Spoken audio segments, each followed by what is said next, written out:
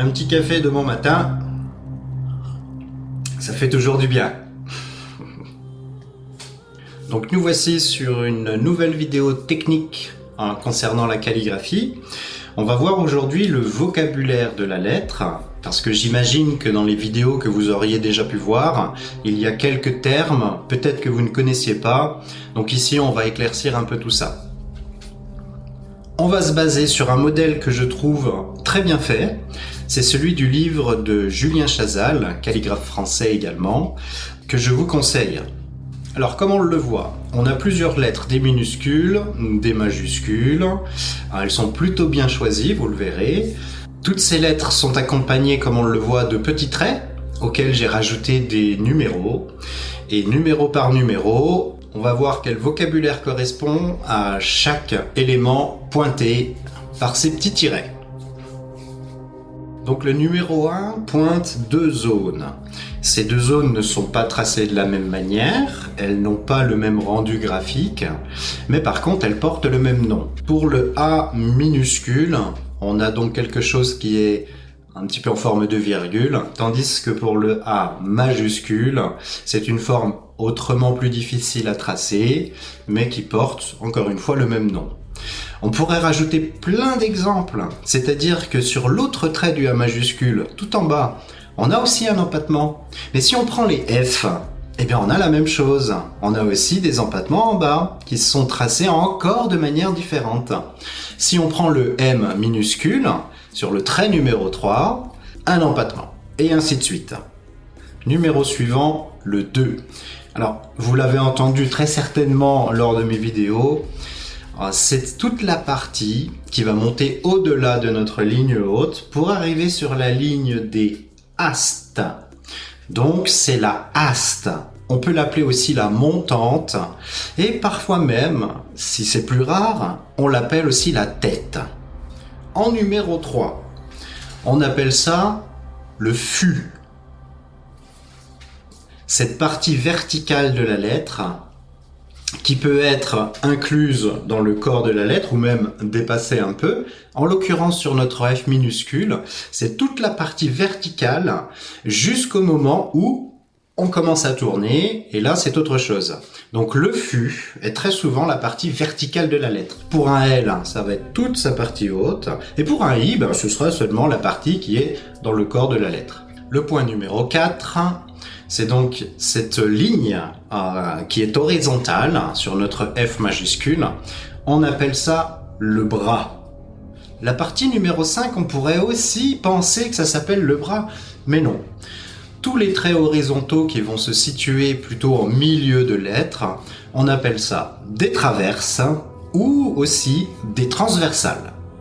Alors le point numéro 6, on l'a vu à plusieurs reprises sans explication lors des vidéos sur l'humanistique. Cette forme qu'on voit sur le M minuscule, un petit peu en triangle, on appelle ça un apex. Mais un apex n'est pas forcément qu'en triangle.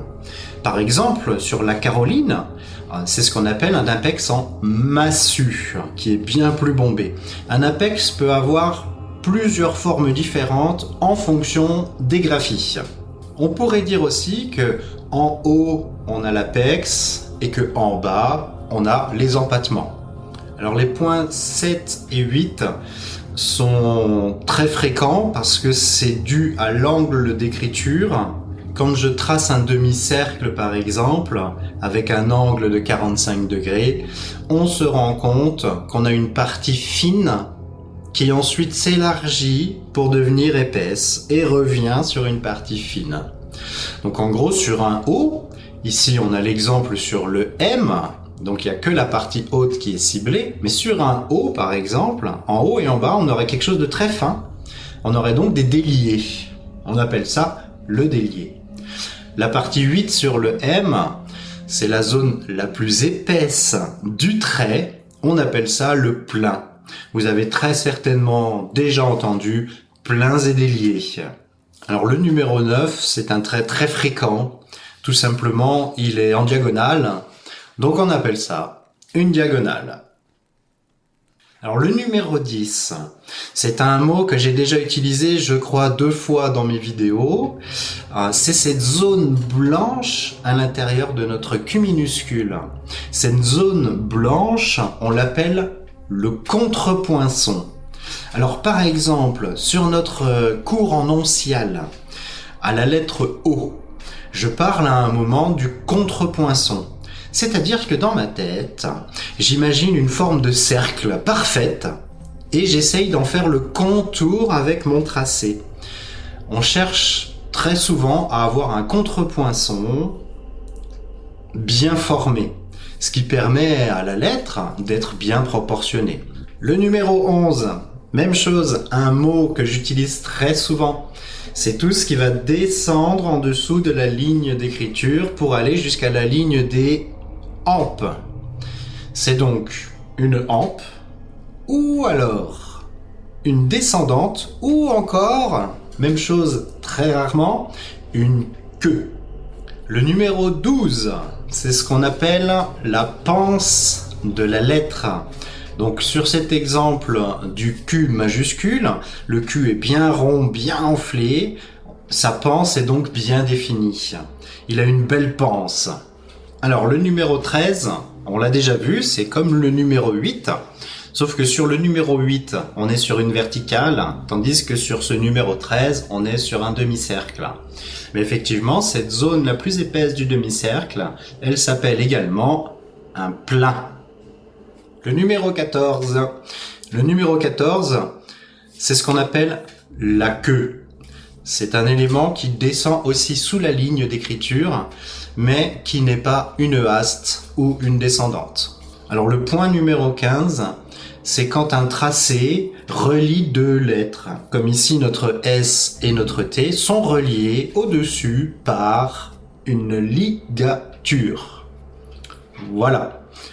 Alors si on résume, on a les apex, les empattements, les fûts, les bras, les traverses, les diagonales, les contrepoinçons, les panses et j'en passe.